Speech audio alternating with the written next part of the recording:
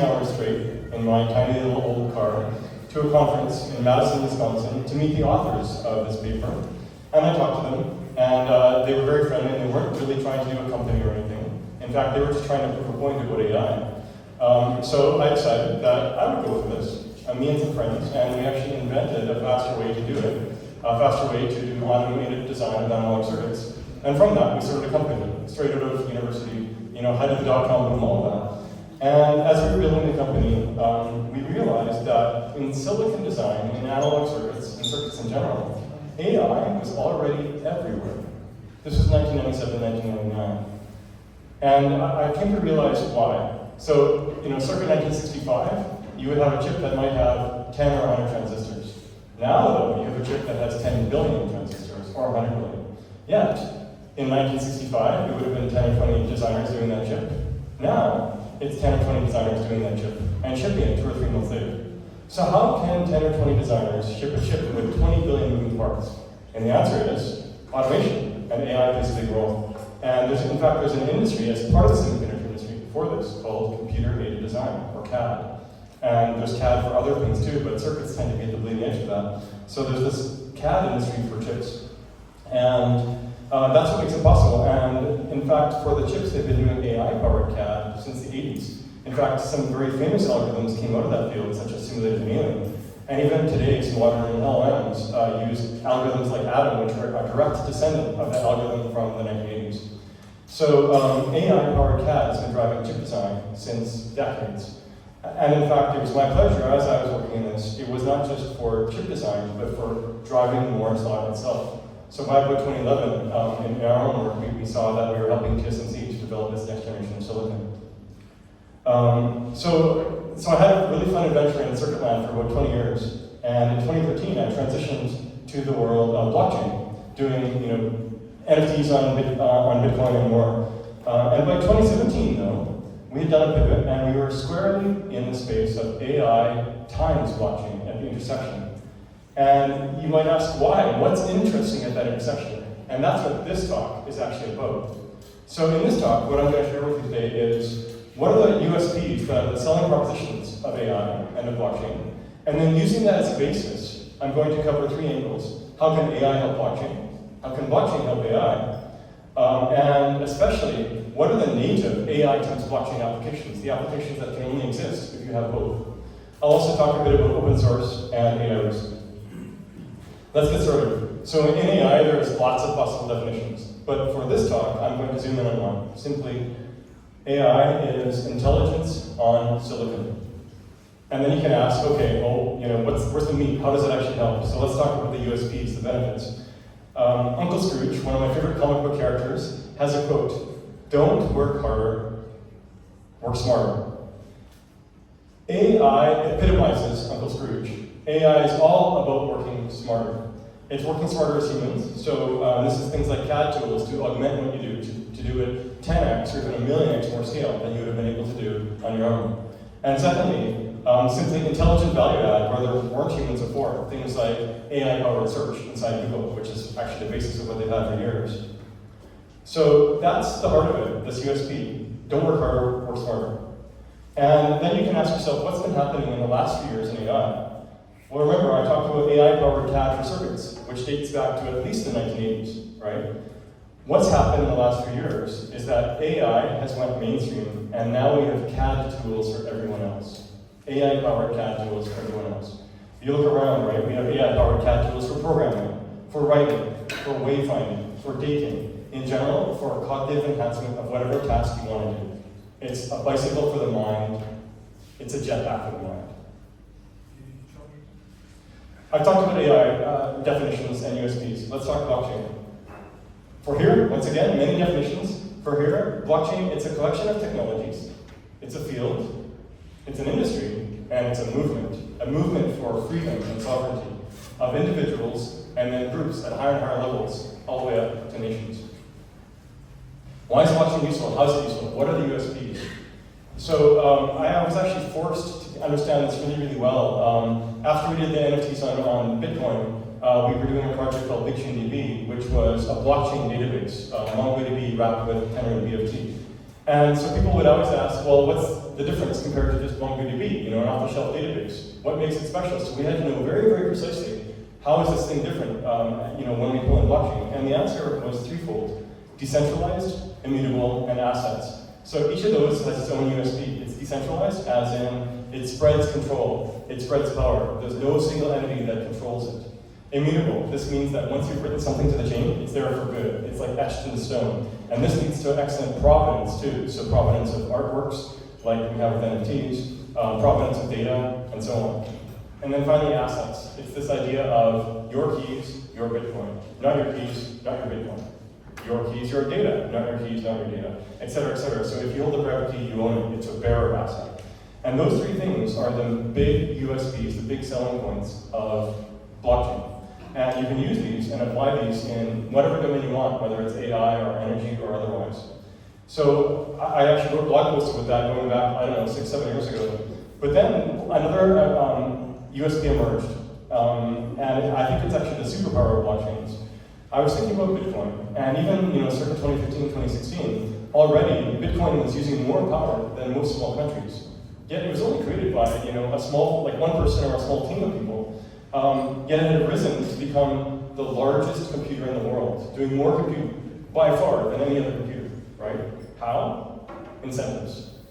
At the heart, you get rewarded in Bitcoin tokens for doing work for the network, in its case, adding to its security.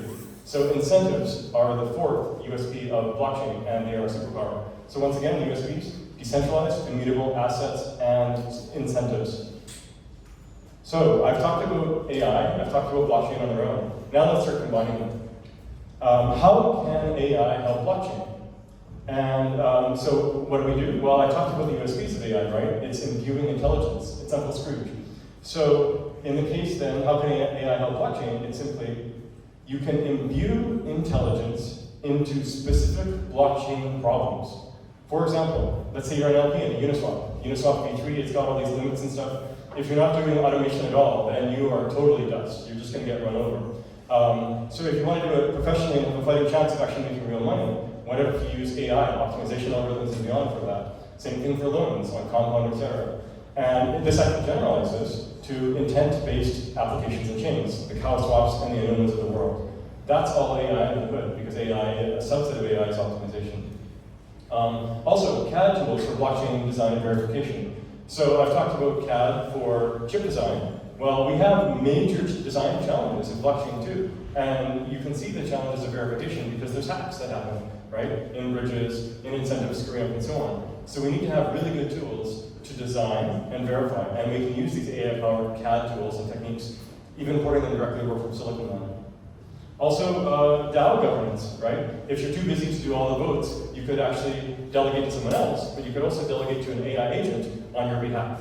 Could be useful. And you could even, if you want to get extra fancy, you could have AI in the consensus algorithm itself.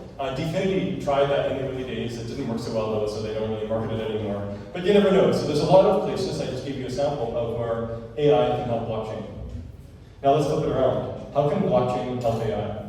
And AI, where a lot of the work in AI is this, call it the AI data supply chain, where you start off with raw data, and then you run compute to create cleaned data and feature vectors. And then you run compute to create a trained model. And then you run compute to do predictions, right? So it's data compute, data compute, data compute, data compute.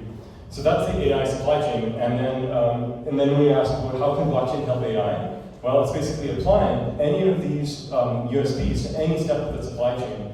So for the raw data, you can say, okay, can decentralization help in raw data? Can immutability help in raw data?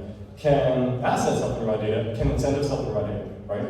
And of course, there's a great, on raw data, it's a great example because there's lots of data out there, but maybe you can't get your whole hands on some of them, so maybe you have incentives to make that happen. Or maybe you need to prove that some of your data was properly licensed by someone holding copyrights, rather than being OpenAI or getting comes after you because you didn't properly license images, right? So that's one example. Another one is, large-scale models take a lot of compute to train, so you could have decentralized compute marketplaces to help to handle that, right? This is the renders of the world. So any one of those steps along the way, from raw data to feature vectors to train models to predictions, you can apply any of these four USPs. So turn the crank, and you'll generate 200 business ideas right there. And in fact, we can even go broader scope yet. So AI isn't just about this data supply chain. It's actually broader. You've probably heard talks about how AI is there's silicon shortages for GPUs, and there's going to be energy shortages, right?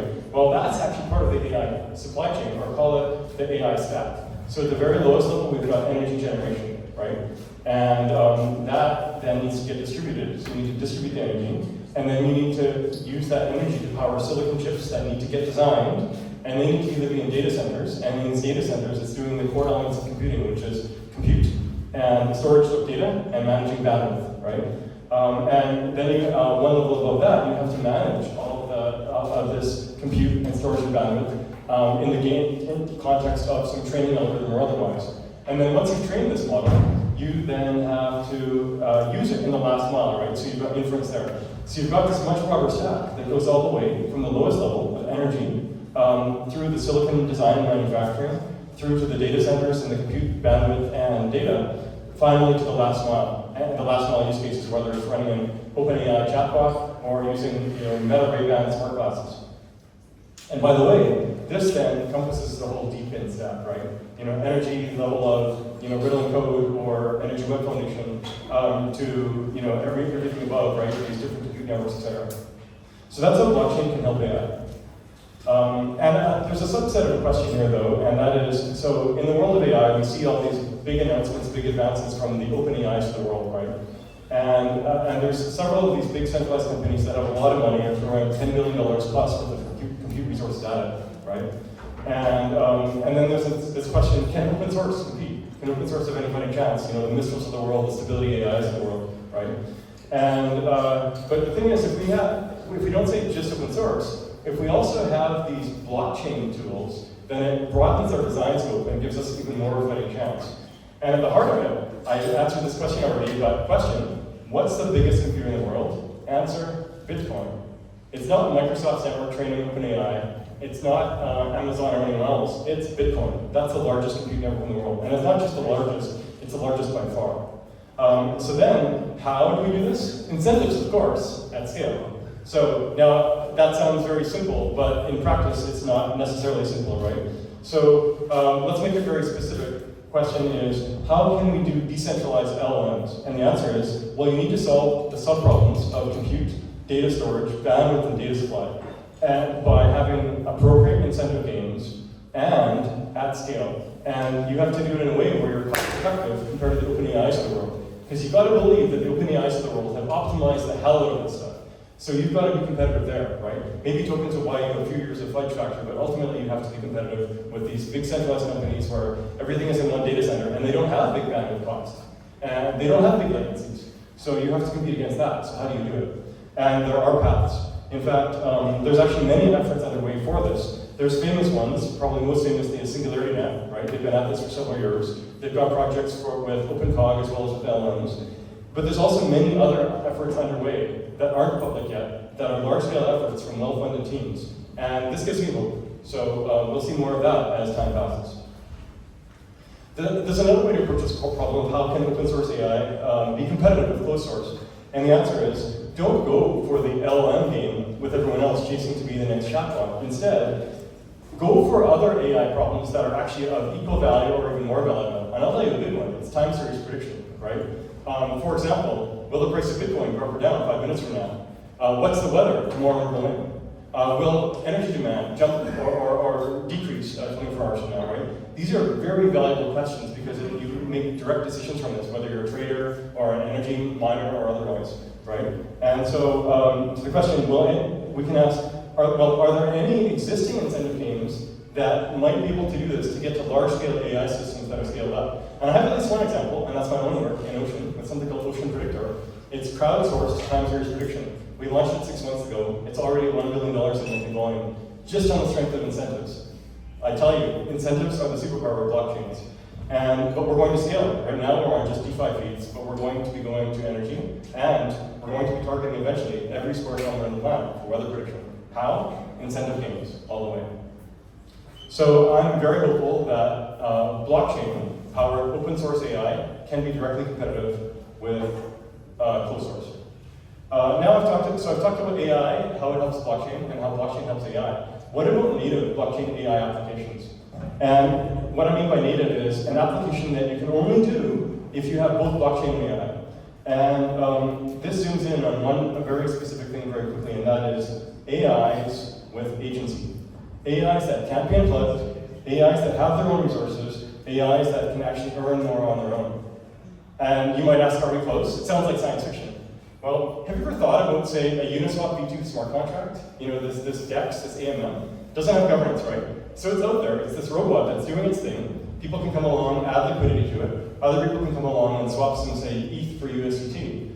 But it's just doing its thing. It's sovereign, it's got agency on its own. And it could even hold resources if it wanted, right? In fact, if you accidentally send ETH directly to the thing, then it never goes away, right? But now take that and add intelligence to it. Give decision-making powers, leveraging the blockchain scalability improvements that we've had in the last 5 years, 7 years, 10 years, right?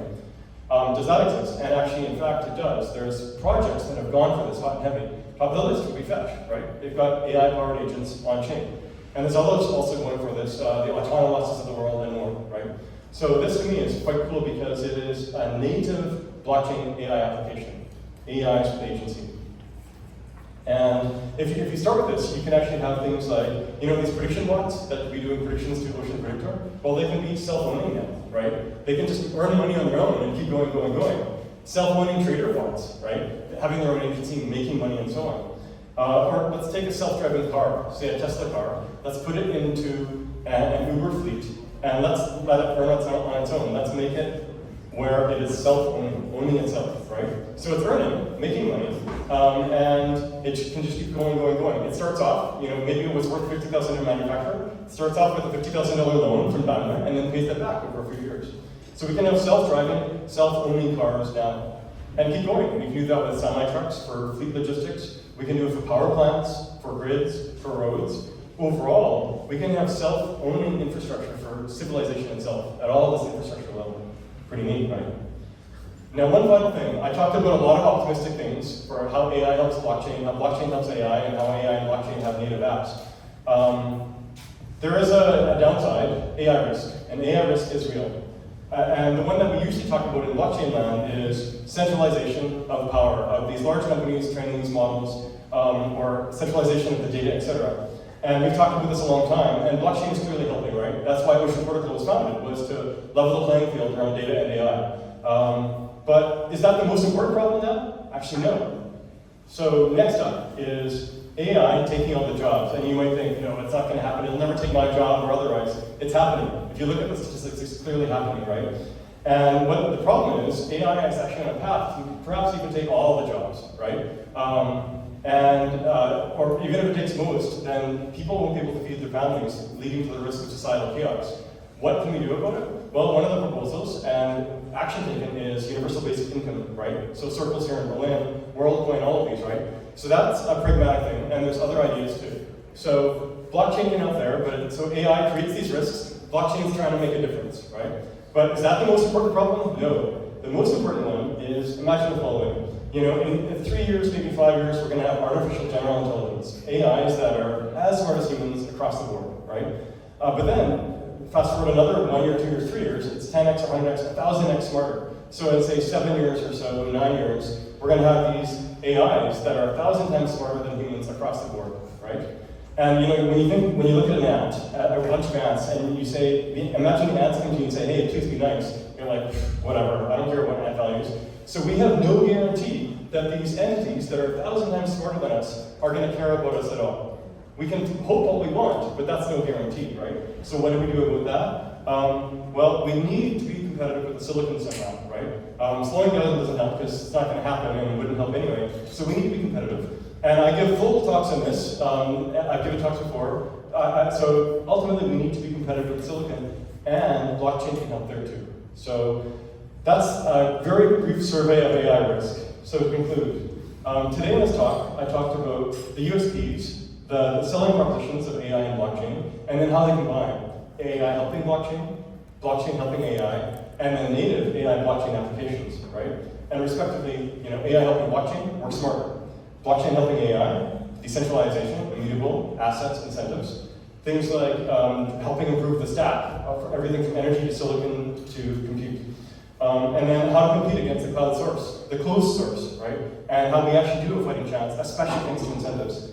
And then native AI, times blockchain, where we've got AI as an agency building wealth, leading to things like self-owning cars, self-driving cars. So to summarize, with AI and blockchain, we've got amazing potential, but there are risks too. So what we have to aim for together in blockchain land, in AI land, in both, is to work to ensure that humanity has a place in the future. Thank you.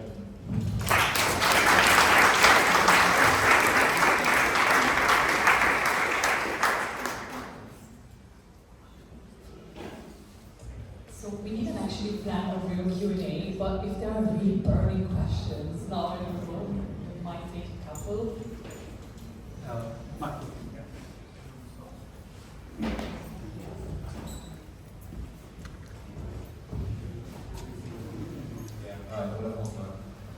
Thanks for the talk. Very interesting. First, a comment to the audience. The audience really likes it. We should do something for the library. And now my question is also curious.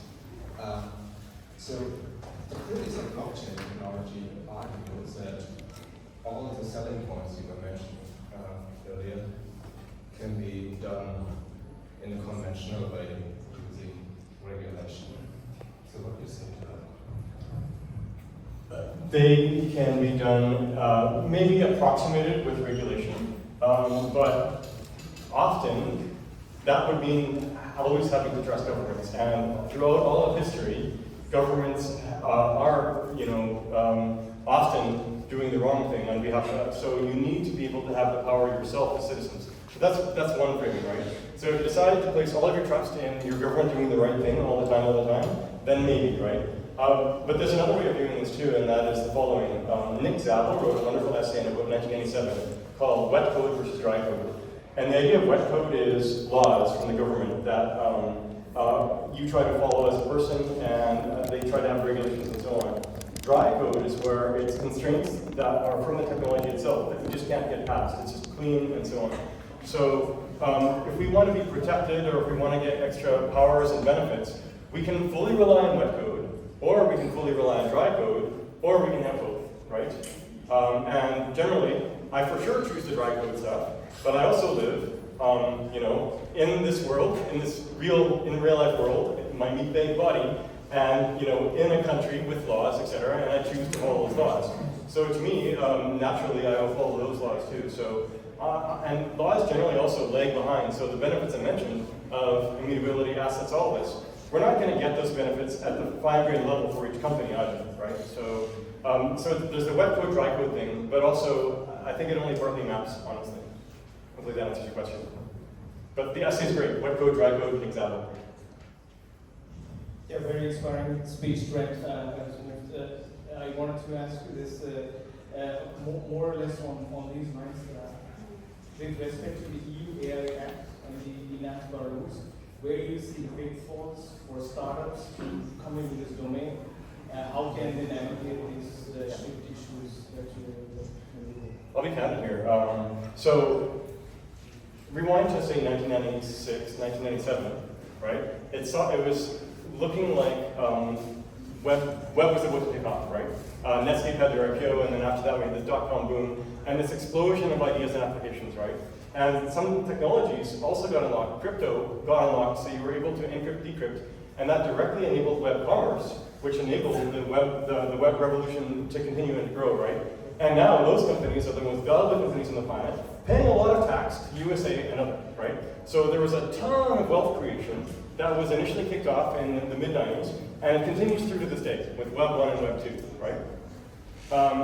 So you can ask yourself, okay, we had a lot of wealth creation from web from the 90s and early 2000s, and then we had a lot of wealth creation from social and cloud. And now it's pretty clear that the next wave of wealth creation is going to be from AI. Probably the next 10 years, maybe 20 years, maybe more, right? But if you want to do AI that's serious at all, you actually have to do a pretty large model training, right? More than just on your MacBook Pro, but more, right? And as soon as you cross a threshold, which is a pretty small threshold, you need to get approved by a committee selected by the European Commission. So I ask you, would you ever, and by the way, if you aren't approved or if you run this anyway, and approved as in ethically good and all that, whatever that means, if the committee doesn't approve and you do it anyway, or even if they do approve but then you do something that it doesn't like, they can fine you the maximum of $35 million or 7% of annual revenue. So I ask you, if you're starting a company, are you going to start an AI company? Are you going to start it in Europe? No. So they just killed Europe's future, in my view. I'm not kidding. I think it's a dreadful, dreadful law. I think it's quite terrible. And they also killed open source by putting liability to open source developers with the Cyber Resilience Act. Do you think we can navigate this law? I don't know. I mean, BerChain has been trying, but I see that Europe thinks it's leading by regulation, but what they're doing is they're killing their future. This is my honest to God belief, and I'm pretty bearish on Europe for the future. I love Berlin, but and I love living in this country, but if I find myself where I can't do what I want to do to create value for the world, I'm leaving. Simple as that. And it's not just me. Like, look around Europe. How many startups, serious startups doing AI are there? There's only Mistral for open source, and then that's it. Everyone else is in USA. So I think Europe is screwing up royally, and they are killing their future, and they've got to change it. More people from the industry maybe need to be included in regulators, I guess. Yeah, well, I think part of it, though, is that the regulators are captured by large lobbyists, right? So that have an incentive, like the Cyber Resilience Act. I could go on, I'm not going to, but yes, there need to be better lobby efforts, there needs to be better information, but right now, Europe is actually killing its future. Thanks for your talk. You mentioned that there are multiple people, organizations that try to further AI, like decentralized AI. And I know about the alliance with Protocol, SingularityNet, and BerChain. Do you think there's a need for larger collaboration and cooperation, something like a network of organizations that do something like that? And if so, how would that look like? Or is it the right approach to just have multiple approaches of that? Or do we kind of decentralize our power of decentralized AI to some extent? I don't think anyone has a perfect answer, so I think we should try all of the above as aggressively as we can, right? So, Ocean, Singularity, and Fetch have had the hypothesis that, together we're stronger and we have a fighting chance, right? But there's, incentives on their own are extremely powerful too, right? So it might be that there's some project that no one's heard of, from a team that no one's heard of, that comes up with something amazing and then just runs circles around everyone. And I think that'd be great, right? Overall, we've got to make sure that we've got to try our best to level the playing field for AI and data, right? And we've got to try all the different hypotheses and explore them aggressively, right?